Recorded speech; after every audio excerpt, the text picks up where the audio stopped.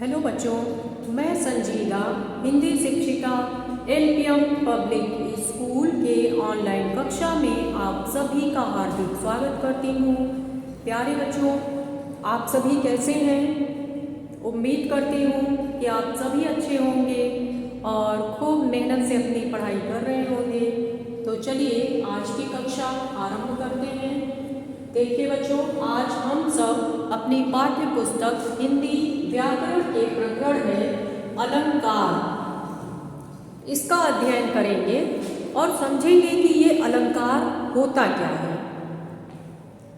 देखिए, अलंकार जो होता है इसका अर्थ होता है आभूषण। ठीक है,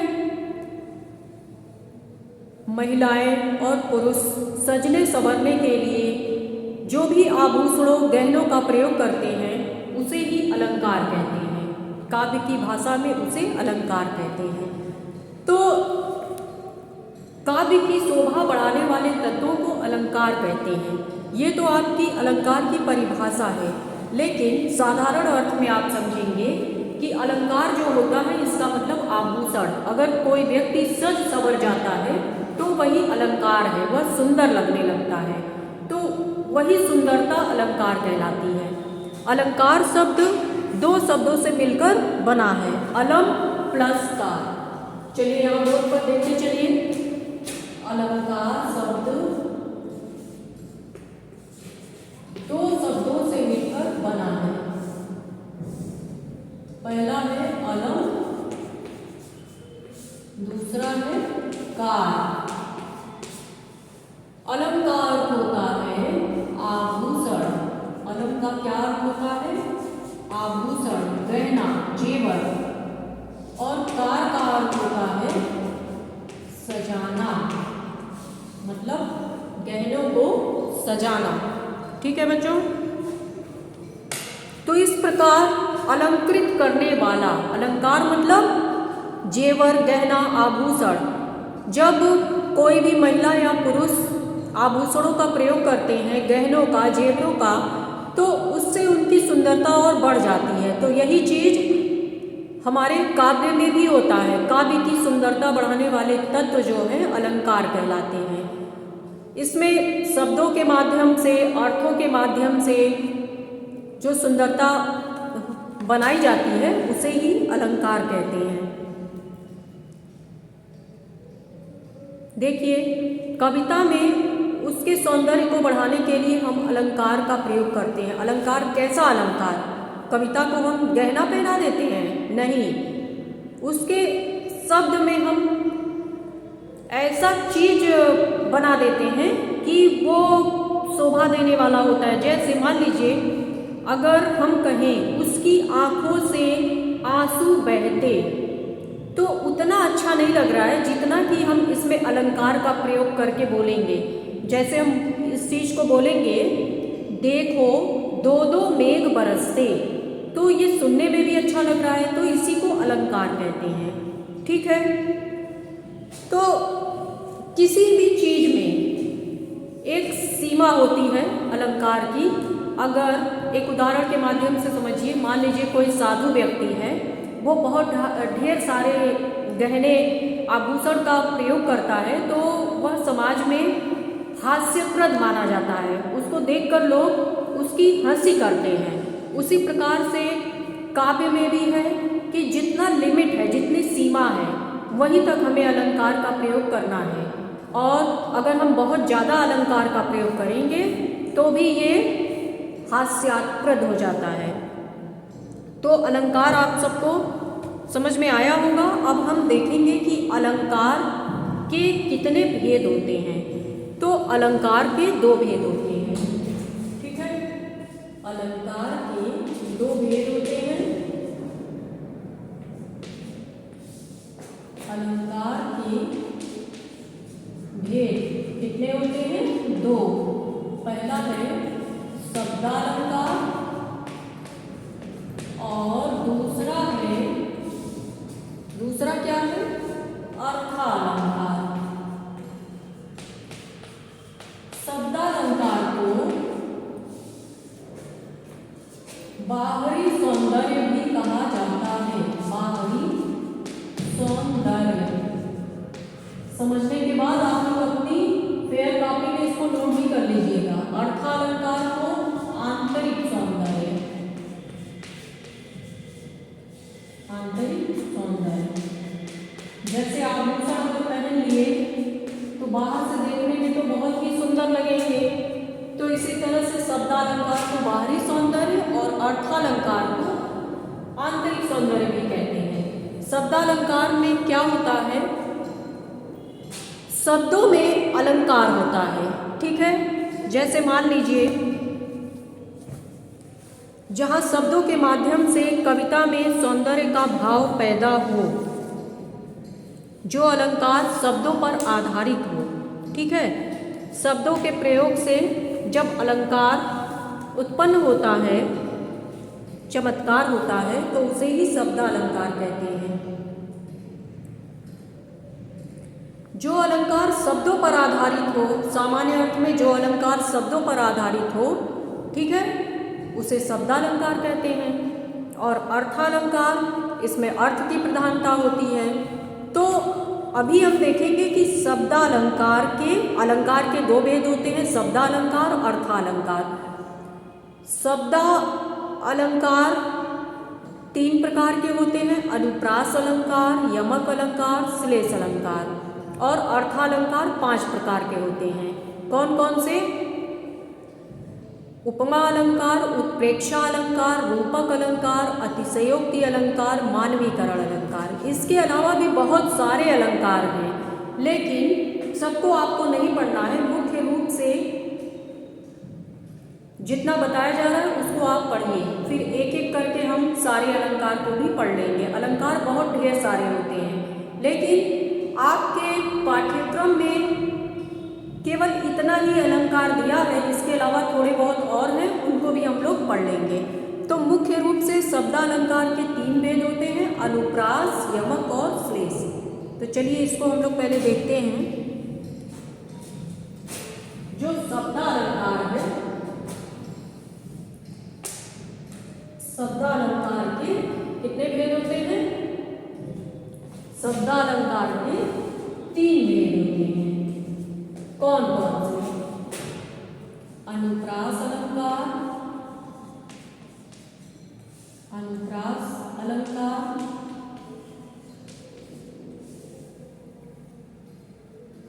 ये तो पहला था। दूसरा है यमक अलंकार, और तीसरा है हमारा श्लेष अलंकार। श्लेष अलंकार, ठीक है। अब देखिए अनुप्रास अलंकार क्या होता है। शब्दालंकार तो आप समझ गए, शब्द के माध्यम से जब सौंदर्य वर्णन हो, तो शब्दालंकार 3 प्रकार के होते हैं, अनुप्रास अलंकार, यमक अलंकार, श्लेष अलंकार। अनुप्रास अलंकार में क्या होता है, जब एक वर्ण की आवृत्ति बार बार होती है, एक वर्ण जब बार बार आता है तो वहाँ अनुप्रास अलंकार होता है। वर्ण, ध्यान दीजिएगा, एक वर्ण की आवृत्ति, एक वर्ण की आवृत्ति होती है। जैसे एक उदाहरण देखिए, खड़क सिंह के खड़कने से खड़कती है खिड़कियां, खिड़कियों के खड़कने से खड़कता है खड़क सिंह। ये उदाहरण तो आप सबको याद होगा, ठीक है। तो इसमें ख ख ख ख बार बार आ रहे हैं, तो ख वर्ण बार बार आया है, तो इसको देखते ही आप पहचान लेंगे कि इसमें अनुप्रास अलंकार है। इस तरह से बहुत सारे उदाहरण हैं। चारु चंद्र की चंचल किरणें, च च बार बार आ रहा है, ठीक है। तरनी तनुजा तट तमाल, त त बार बार आ रहा है। तो जब एक वर्ण की आवृत्ति होती है, एक वर्ण बार बार आता है, तो वहां पर अनुप्रास अलंकार होता है।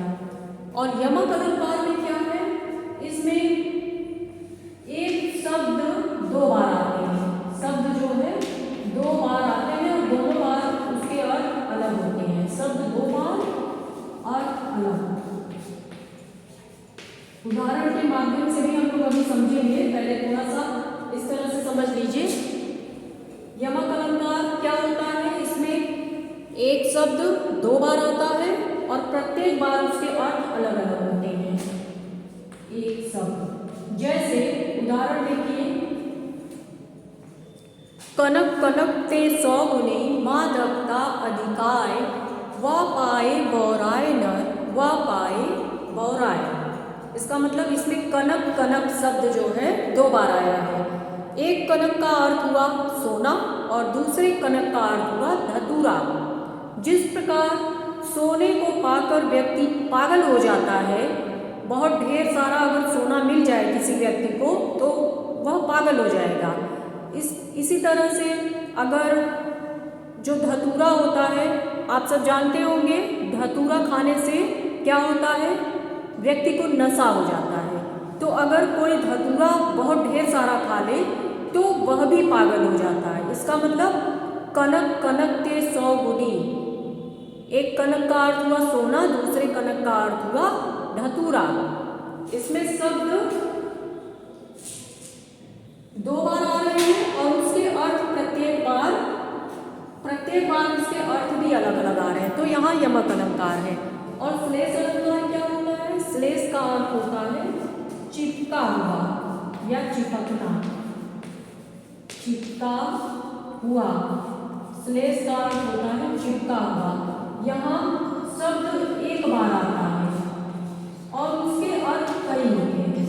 शब्द एक शब्द अर्थ कई, मतलब बहुत सारे। श्लेष का अर्थ होता है चिपका हुआ और उसके अर्थ क्या होते हैं?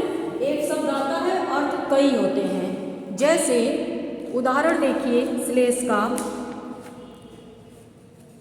सुबरन को खोजत फिरत कवि व्यभिचारी चोर। यहाँ सुबरन शब्द एक बार आया है लेकिन इसके अर्थ अलग अलग कई होंगे।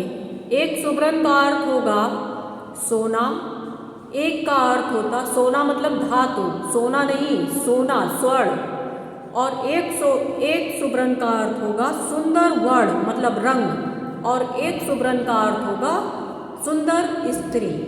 इसी प्रकार से एक उदाहरण और देखिए, चरण धरत चिंता करत चितवत चारों ओर। इसका मतलब इसमें चरण शब्द एक बार आया है और इसके अर्थ दो निकलेंगे। एक चरण मीन्स होता है पैर और एक चरण मीन्स होता है पंक्तियाँ।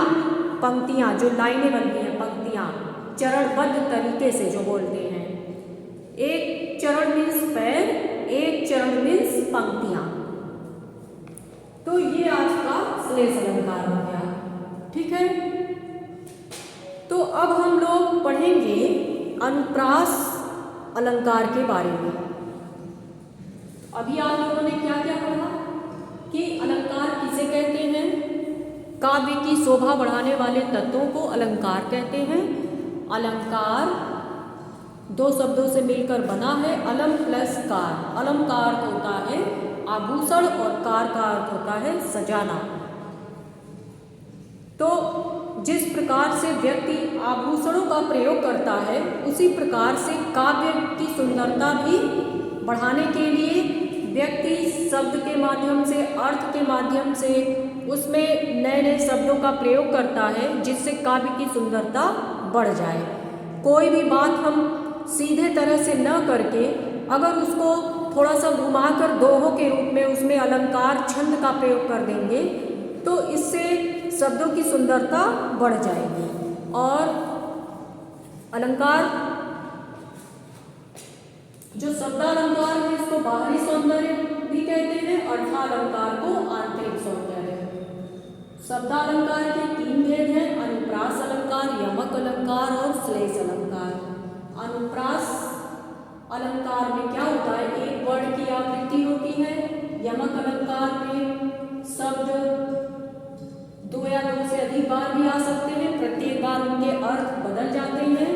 श्लेष अलंकार का अर्थ होता है चिपका हुआ, इसमें एक शब्द आता है उसके अर्थ कई होते हैं। इसके बाद अर्थालंकार के 5 भेद होते हैं इसको हम लोग अभी आगे पढ़ेंगे। अभी इसके पहले हम लोग थोड़ा सा अनुप्रास अलंकार के बारे में पढ़ लेते हैं कि अनुप्रास अलंकार के कितने भेद होते हैं।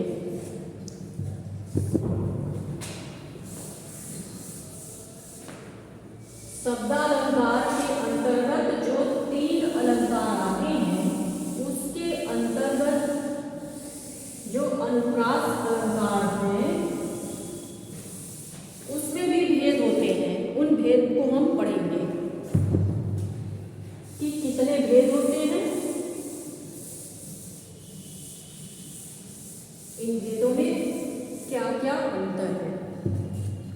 चलिए देखिए, सबसे पहले हम लोग पढ़ेंगे शब्दालंकार के अंतर्गत पहला हमारा है अनुप्रास अलंकार।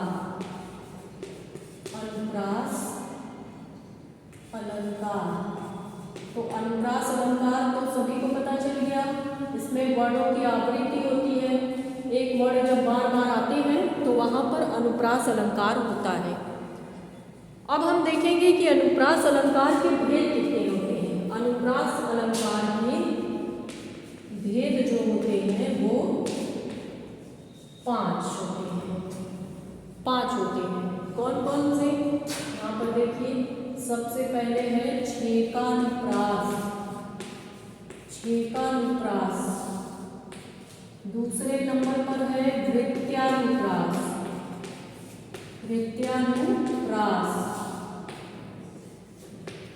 तीसरे नंबर पर है आपका लाटानुप्रास। लाटानुप्रास। चौथे नंबर पर है श्रुत्यानुप्रास। श्रुत्यानुप्रास। और 5वें नंबर पर है अंत्यानुप्रास। अब आप इसको ध्यान से देखिए, ये कोई कठिन नहीं है। अभी आप ट्रिक के माध्यम से बहुत अच्छे से इसको समझ जाएंगे। अनुप्रास अलंकार के 5 भेद होते हैं। छेकानुप्रास, वृत्त्यानुप्रास, लाटानुप्रास, श्रुत्यानुप्रास, अंत्यानुप्रास। अब आप देखेंगे कि छेकानुप्रास किसको कहते हैं। इसमें एक वर्ण, शब्द नहीं, इसमें अनुप्रास अलंकार में वर्णों की आवृत्ति होती है। तो इसको हम देखेंगे कि सब में वर्ण ही आएंगे। अभी देखिए आप, छेकानुप्रास मतलब एक वर्ण 2 बार आएंगे। ये र जाकर इस र को छेक लेगा, बस हो गया छेकानुप्रास। जैसे इसका एक उदाहरण देख लीजिए, रहीमन, रहीला का भला। ये उदाहरण है, रहीमन, रहीला का भला। तो इसमें एक र ये आया है और एक र ये आया है। तो ये र इस र को जाकर छेक लिया। ठीक है, जैसे लोग छेकैया करने जाते हैं, इंगेजमेंट होता है, लड़की वाले लड़के वालों के पास जाते हैं छेकने। तो उससे आप समझ लीजिए कि छेकानुप्रास क्या होता है। छेकानुप्रास मतलब छेकना। जैसे एक वर्ण 2 बार आया है तो एक बार ये जाकर इसको छेक लेगा, तो यही छेकानुप्रास। इस तरह से उदाहरण आपके आएंगे, रहीमन, रहीला का भला। पहला वर्ण दूसरे वर्ण को छेक लेगा, बस एक बार। कुछ भी लिखा रहेगा उसमें पहला वर्ण दूसरे को छेक लेगा, तो इससे आप समझ जाएंगे कि ये छेकानुप्रास है। ठीक है। अब वृत्त्यानुप्रास का मतलब, वृत्त आप लोग जानते होंगे कि जो गोल आकृति होती है इसको वृत्त कहते हैं। गोला को वृत्त कहते हैं। इसमें क्या होता है, इसमें एक वर्ण कई बार आएगा। जैसे उदाहरण के लिए देखिए, र इस तरह से बार आया, तो ये इस तरह से बार बार इसको छेदते हुए जाएगा, वृत्त का निर्माण कर देगा, मतलब गोला बना देगा इसमें। तो इसी को बोलते हैं वृत्त्यानुप्रास। जैसे उदाहरण देख लीजिए, तरनी, तनुजा, तट, तमान। इसमें त तो बार बार आया है, त, इस तरह से देखिए ये वृत्त बना दिया। बना दिया ना, वृत्त मतलब गोल बना दिया। इसमें एक ही बार आएगा, पहला वर्ड दूसरे वर्ड को छेद लेगा, और इसमें वर्ड बार बार आएगा तो वो बार बार छेदते हुए वृत्त बना देगा। ठीक है, अब आइए लाटानुप्रास पर चलिए। इसमें क्या होता है, वाक्य की आवृत्ति, वाक्य की आवृत्ति होती है। अभी उदाहरण आपको बता रहे हैं, इसमें वाक्य की आवृत्ति होती है। ठीक है, श्रुत्यानुप्रास में क्या होता है, श्रुत्या, जैसा कि नाम से ही स्पष्ट हो रहा है कि श्रुत्या मतलब सुनना, श्रुत्यानुप्रास सुनना, सुनने में एक जैसे लगने वाला अनुप्रास, सुनने में एक जैसा, जैसे कहत, नटत, खिजत और लजत, इस तरह से है ना। गोपियां श्री कृष्ण को देखकर ऐसे करती है ना, कहत नटत खिजत लजत मुस्काए, तो मतलब कहत नटत खिजत लजत, ये सुनने में एक जैसा लग रहा है। इसमें अंत में त वर्ड जो है बार बार आ रहा है, एक वर्ड बार बार आ रहा है, अंत में आ रहा है, और ये सुनने में एक समान लग रहा है, कहत नटत खिजत लजत। ठीक है, तो ये श्रुत्यानुप्रास है, सुनने में एक जैसा लग रहा है। यहाँ पर नोट कर लीजिएगा, सुनने में एक जैसा, सुनने में एक समान। और देखिए अंत्यानुप्रास में क्या होता है, अंत्यानुप्रास का मतलब नाम से स्पष्ट हो रहा है कि अंत में आने वाला अनुप्रास शब्द, अंत्या मतलब अंत में। जैसे इसमें क्या होता है, जैसे तुकांत शब्द आप लोग जानते होंगे, कोई कविता है तो उसमें तुक होते हैं, तुक, जैसे वीर तुम बढ़े चलो, धीर तुम बढ़े चलो, सामने पहाड़ हो, सिंह की दहाड़ हो, तुम निडर डरो नहीं, तुम निडर डटो वहीं। तो इस तरह से आ रहा है ना, नहीं वहीं, चलो चलो, अंत में तुकांत शब्द आ रहे हैं। अंत्यानुप्रास का मतलब तुक वाले शब्द, यहाँ नोट कर लीजिए, तुकांत शब्द, तुकांत शब्द, जैसे वीर तुम बढ़े चलो, वीर तुम, उदाहरण, वीर तुम बढ़े चलो, धीर तुम बढ़े चलो। इसमें जो अंतिम शब्द है वो एक जैसा है, अंतिम शब्द, इसमें वर्ड नहीं शब्द, अंतिम शब्द एक जैसा है, इसलिए इसका मतलब अंत्यानुप्रास, अंत में तुकांत शब्द, अंत में समान, ये इसका ट्रिक है। और एक छुटा हुआ है लाटानुप्रास, इसका उदाहरण देख लीजिए, वाक्य की आवृत्ति, मतलब यहाँ पर लिखा जा रहा है, ध्यान दीजिएगा, हमको लिखो, हमको लिखो है कहाँ। इसको हम इरेज नहीं कर रहे हैं ताकि आप लोग अपनी फेयर कॉपी पर अच्छे से लिख सकें। ठीक है, हमको लिखो है कहाँ, यहाँ से है। इसके बाद फिर यहाँ अल्पविराम देकर हम फिर इसी बात को लिखेंगे, इसी वाक्य, हमको लिखो है कहाँ। ठीक है, कहाँ। इसके बाद यहाँ पर हम फिर इसी बात को लिखेंगे, हमको लिखो है कहाँ। हो गया 3 बार, अल्पविराम, कहन सबय लाग। अब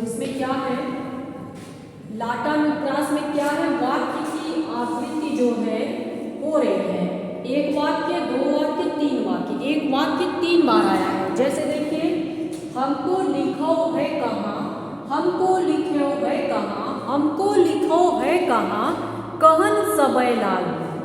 मतलब जब उद्धव जी कृष्ण जी का संदेश लेकर गोपियों के पास जाते हैं तो गोपियाँ उद्धव जी को छेक लेती हैं, गोला बना लेती हैं, घेरा, और पूछती हैं उनसे कि हमको लिखो है कहाँ, हमको लिखो है कहाँ, हमको लिखो है कहाँ। उस पत्र में देखकर सब एक साथ कहने लगती हैं कि हमको इस पत्र में कहाँ लिखा गया है, कहाँ हम, मेरे बारे में कहाँ इन्होंने, कृष्ण जी ने मेरे बारे में लिखा है, कहाँ लिखा है, कहाँ लिखा है। ठीक है, तो ये आपका लाटा अनुप्रास है। तो इसे आप लोग अपनी फेयर कॉपी में अच्छे से लिखिए और इस वीडियो को बार बार देखिए, समझने का प्रयास कीजिए।